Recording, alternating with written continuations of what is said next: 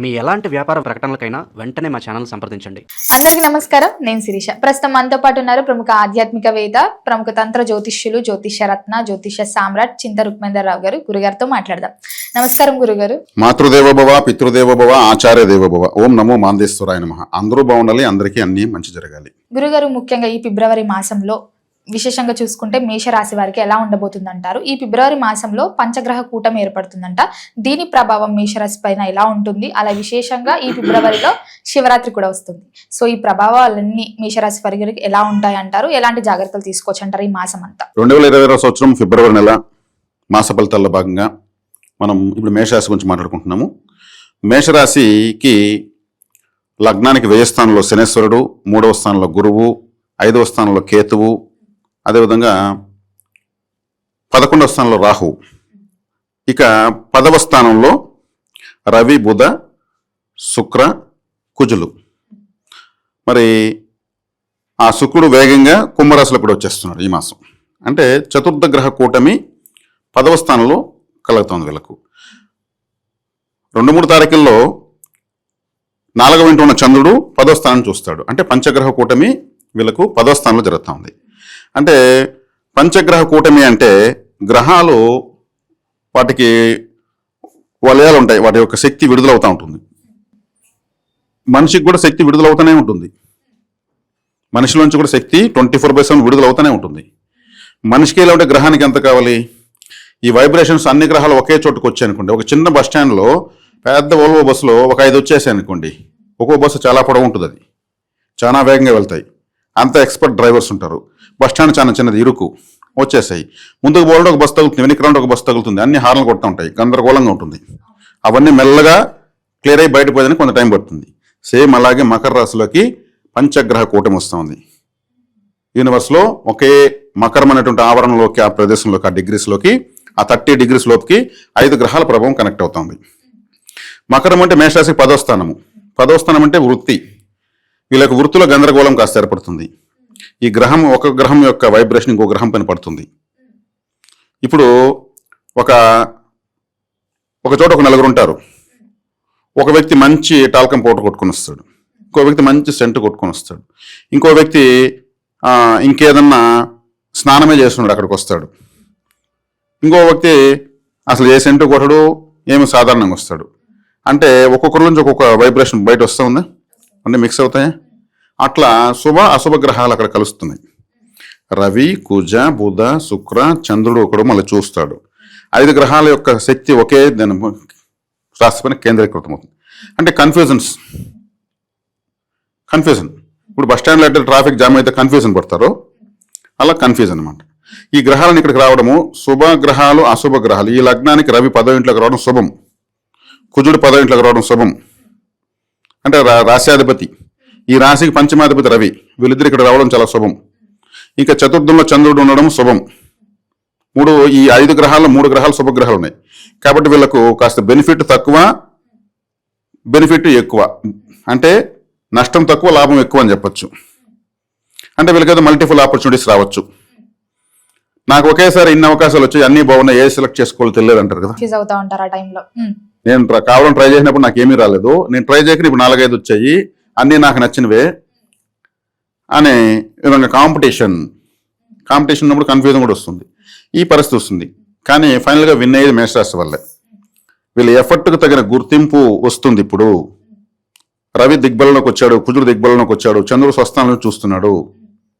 అంటే ద్వితీయాధిపతి కూడా దశమలో ఉన్నాడు. అంటే మేషరాశికి గుడ్ ఆపర్చునిటీస్ ఈ మాసం ఉన్నాయని అర్థం. ఎటువంటి పరిస్థితులు మిస్ చేసుకోకూడదు, ఆ గందరగోళానికి గురవ్వకూడదు.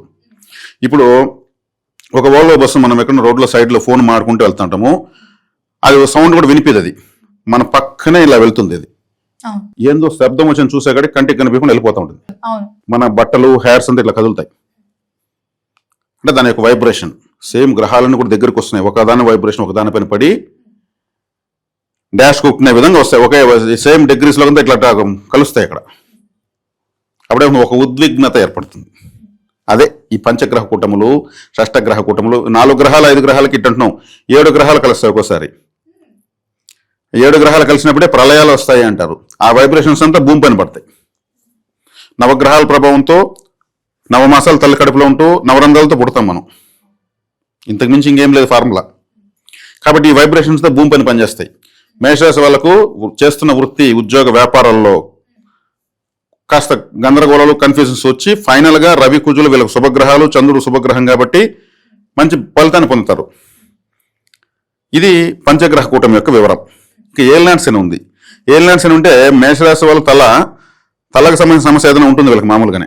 హెడ్ ఏక్, హెయిర్ ఫాలింగో, లేదా చిన్నప్పుడు తలకు గాయం అవడమో, మతి మరపు, తలకు సంబంధించి ఏదో ఒకటి ఉంటుంది. ఎందుకంటే తల అంటే క్యాపిటల్ సిటీ ఆఫ్ ఢిల్లీ ఎట్లా ఉంటుందో అట్లా మనకి ఇది క్యాపిటల్ సిటీ.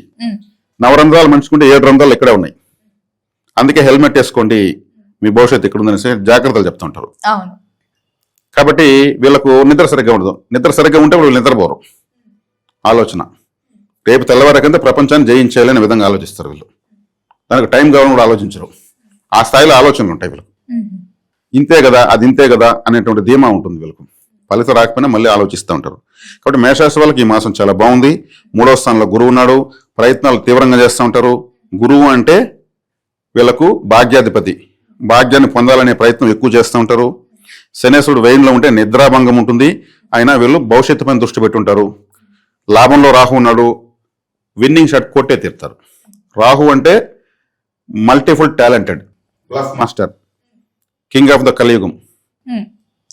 రాహు ఈ టైంలో కలియుగం అంతా రాహుదే.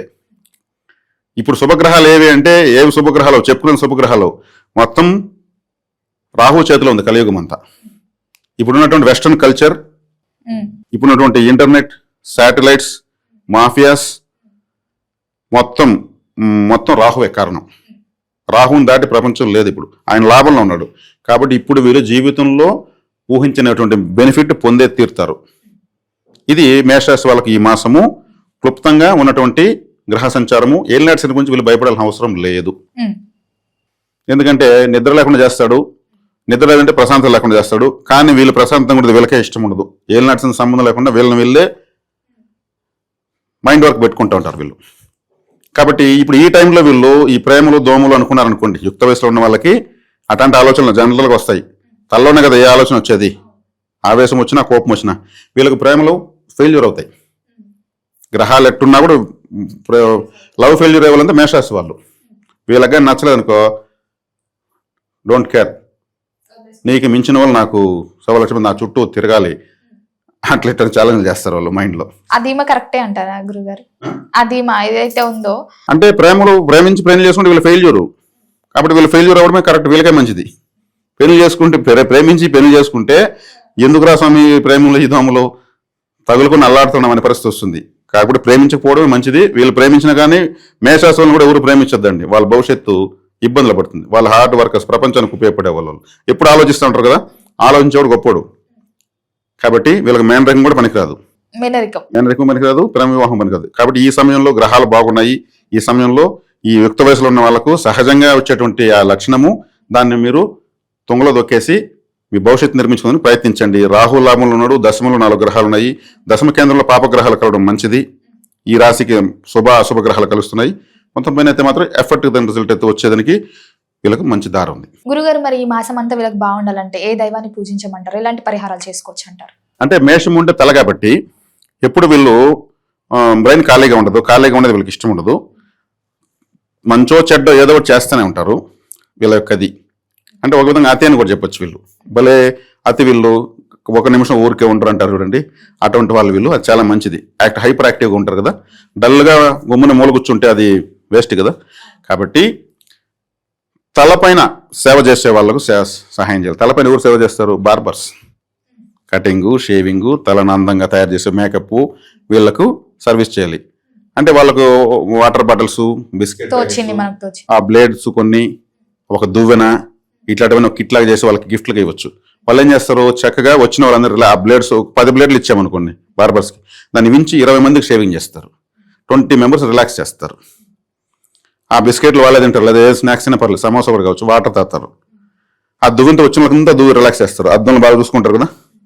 ఇటువంటివన్నీ గిఫ్ట్లు ఇవ్వడం వల్ల మానసిక స్థితి సరిలేని పిల్లలకు, అంటే మైండ్ పనిచేయకపోతేనే కదా అటువంటి పిల్లలకు. తర్వాత వచ్చేకాడికి